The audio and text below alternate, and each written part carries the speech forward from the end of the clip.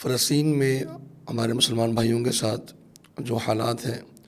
ہم سب کے علم میں ہیں، اور اب یہ اس کی جنگ کی شدت اور جو تکالیف ہے اس کی شدت سنگین ہو چکی ہے، اور ہمارے مسلمان بھائی جو غزہ میں ہیں وہ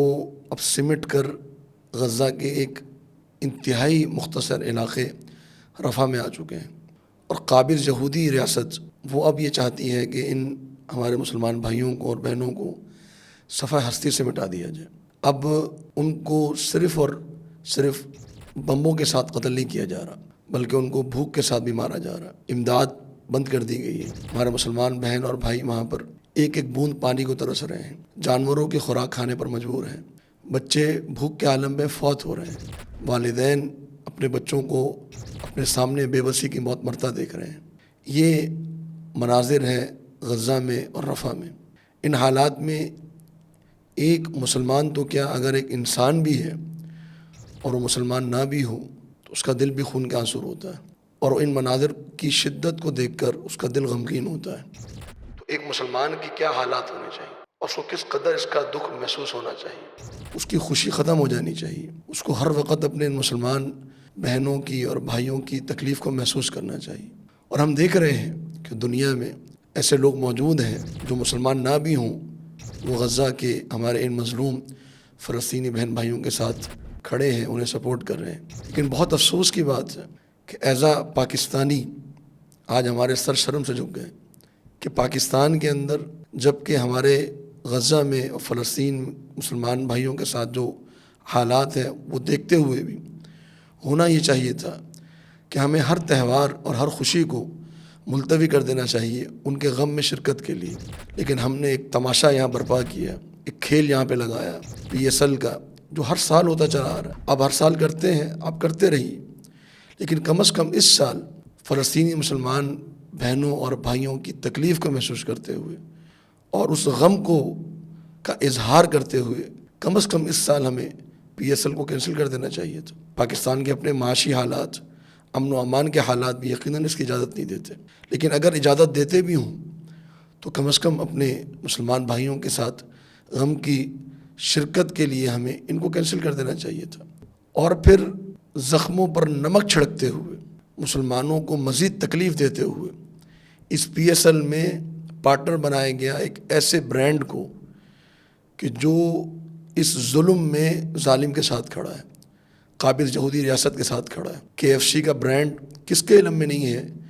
کہ یہ فل سپورٹ کرتا ہے اس ظالم صہیونی فوج کو اور اس ریاست کو کہ جو ہمارے مسلمان بہن بھائیوں کو بموں کے ساتھ اور بھوک اور پیاس کے ساتھ مارنے پر تلے ہیں۔ KFC کا برانڈ، جو لوگ یہ کہتے ہیں کہ جی یہ تو سپورٹ نہیں کرتا، ان کی اطلاع کے لیے عرض ہے کہ اگر آپ تھوڑا سا اس کو ریسرچ کر لیں تو KFC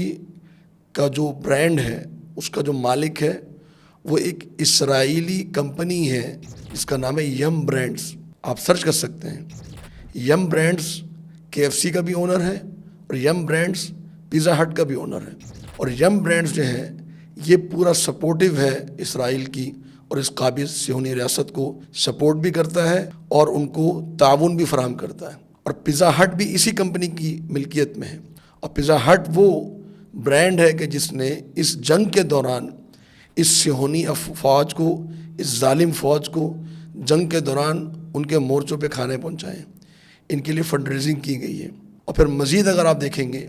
تو اس یم برانڈ کی جو مارکیٹنگ کمپنی ہے وہ ٹک ٹک کے نام سے ہے، ٹک ٹاک نہیں، ٹک ٹک کے نام سے TICTUK۔ آپ دیکھیں گے تو اس کی جو اونر ہے، اس کی جو CEO ہے، ایک یہودی عورت، تامر اس کا نام ہے، اور وہ پہلے بھی یہ حرکتیں کر چکی ہے کہ ہمارے مظلوم فلسطینی بھائیوں کی بھوک کا مذاق اڑایا گیا ان کے ایڈز کے اندر۔ پیزا ہٹ کا ایک ایڈ بنا آج سے 6 سال پہلے 2017 میں، اور اس ایڈ میں ہمارے وہ مسلمان مظلوم فلسطینی بھائی جو اسرائیل کی اس صہیونی فوج کی قید میں ہیں ان کی بھوک کا مذاق اڑایا گیا اور ان کی بھوک ہڑتال کا مذاق اڑایا گیا۔ تو ابھی بھی کیا وہ شک و شبہ باقی ہے کہ یہ KFC اور یہ پیزا ہٹ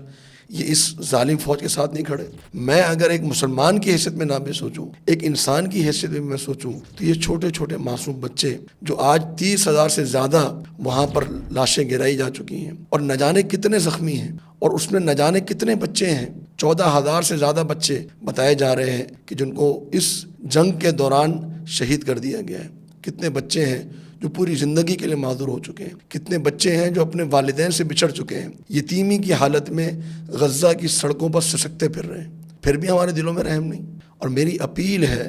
اپنے مسلمان بھائیوں سے، پاکستانیوں سے، کہ براہ مہربانی KFC کا بائیکاٹ کریں اور براہ مہربانی PSL کا بائیکاٹ کریں.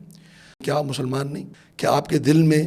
کوئی رحم نہیں؟ آپ کے دل میں مسلمان اپنے فلسطینی بھائیوں کے لیے کوئی جذبات نہیں؟ کل کو جب یہی بچوں کے ہاتھ ہمارے گریبانوں پر ہوں گے قیامت کے دن،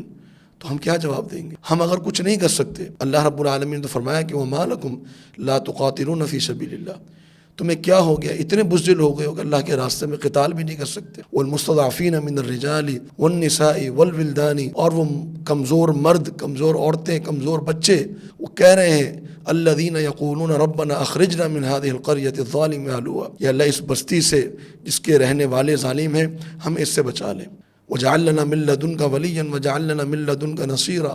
یا اللہ ہمیں اپنی طرف سے کوئی مددگار فراہم کر دے. الذین آمنوا یقاتلون فی سبیل اللہ، جو اہل ایمان ہیں وہ اللہ کے راستے میں قتال کرتے ہیں. والذین کفروا یقاتلون فی سبیل الطاغوت، اور جو کافر لوگ ہیں وہ طاغوت کی مدد میں قتال کرتے ہیں. اور اللہ رب العالمین نے فرمایا فقاتلوا اولیاء الشیطان، شیطان کے اولیاء سے قتال کرو. تو ہمارا فرض ہے